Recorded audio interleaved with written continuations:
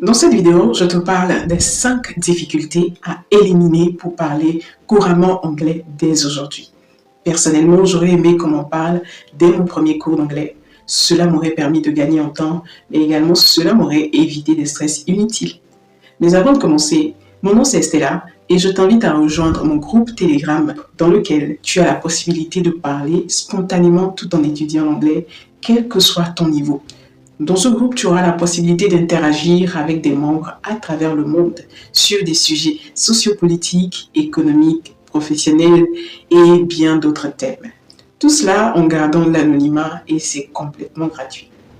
Dans ce groupe, ces 5 difficultés dont je m'en vais te parler sont également traitées au quotidien. Donc sans plus tarder, voici la première difficulté, les faux amis. Les faux amis sont des mots qui semblent avoir les mêmes significations, alors qu'en réalité, c'est tout le contraire. Exemple, coin et coin. Coin en réalité veut dire pièce de monnaie et coin en anglais veut dire corner. Et on a toute une variété de faux amis. Donc les connaître vous ferait beaucoup de bien pour pouvoir les éviter à l'expression. La seconde difficulté que j'ai connue, c'est la prononciation.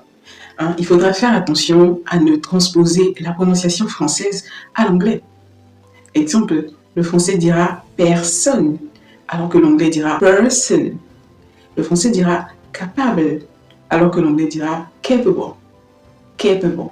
Ces mots, bien qu'en se ressemblant d'orthographe, la prononciation ne sera pas la même chose en français comme en anglais. Il faudra également pouvoir faire la distinction entre l'anglais britannique et l'anglais américain.